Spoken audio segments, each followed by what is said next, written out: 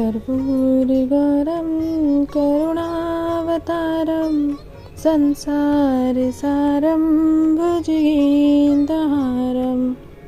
दोस्तों, आप सभी का स्वागत है मेरे YouTube चैनल माँ गायत्री पर।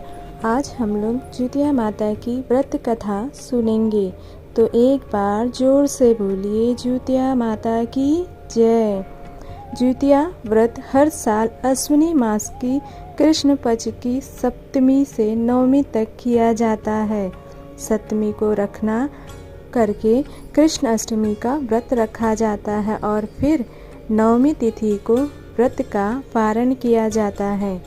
जितिया पर्व संतान की सुख समृद्धि के लिए माताएं व्रत रखती हैं। इस व्रत में पूरे दिन निर्जला यानी कि बिना जल के व्रत रखा जाता है।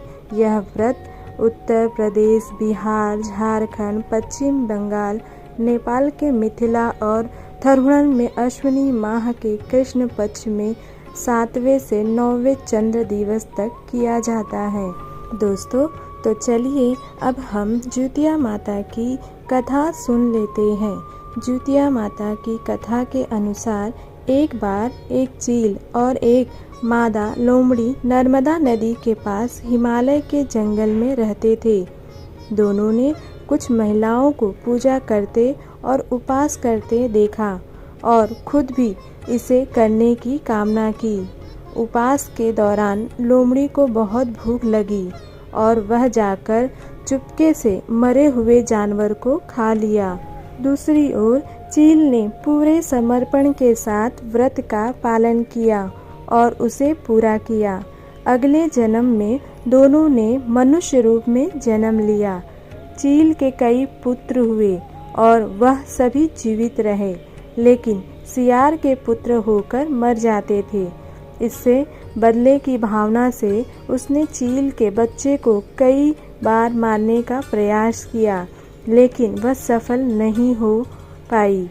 बाद में चील ने सियार को अपने पुनर्जन्म के जितिया व्रत के बारे में बताया। इस व्रत से सियार ने भी संतान सुख प्राप्ति किया।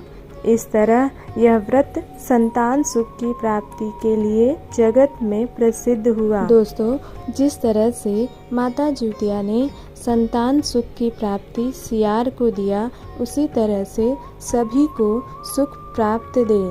बोलिए एक बार जोर से जितिया माता की जय। दोस्तों, चलिए अब हम दूसरी कथा सुन लेते हैं, तो वीडियो पे बने रहें, माता जितिया की कथा सुनते रहें। गंधर्वों में जीमूतवाहन नाम का एक राजकुमार था। वह भी बड़ा उदार और दानशील था। उसे बहुत कम समय में ही सत्ता मिल गई थी, लेकिन उसने उसे स्वीकार नहीं किया। उसे राजपाट अच्छा नहीं लगता था। ऐसे में वह राज्य छोड़कर अपने पिता की सेवा करने के लिए वन में चला गया। वहाँ उसका विवाह मल्यवती नामक की राजकुमारी से हुआ। एक दिन वन में घूमते हुए जीमूतवाहन ने एक वृद्ध महिला को रोते हुए देखा। उसका दुख देखकर उसे रहा नहीं गया और उसने वृद्ध महिला की इस हालत का कारण पूछा।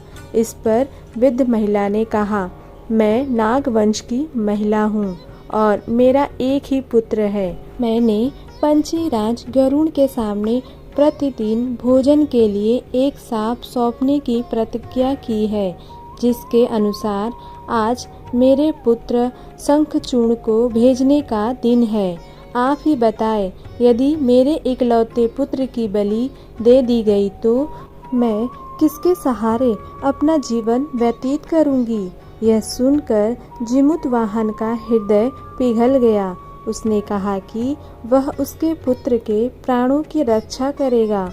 जीमूतवाहन ने कहा कि वह लाल कपड़े से खुद को ढक लेंगे और बलि की शिला पर लेट जाएंगे।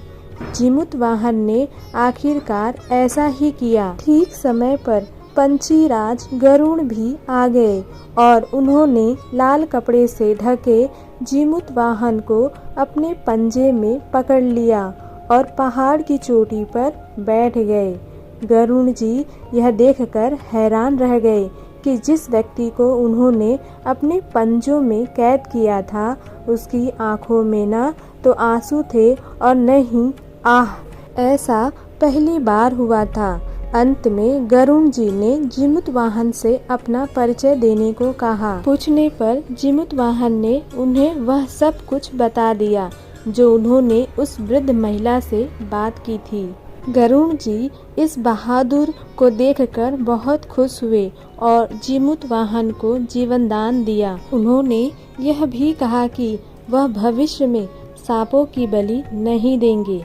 इस तरह एक माँ के बेटे की जान बच गई और कहा जाता है कि तभी से बेटे की सलामती के लिए जिमूतवाहन की पूजा की जाती है। दोस्तों, जिस तरह से जिमूतवाहन की रक्षा की जितिया माता ने, उसी तरह से सभी के पुत्र की जितिया माता रक्षा करे। एक बार नतमस्तक होकर माता जितिया को प्रणाम करे। जय माता जितिया की सदा जय जयकार मैया।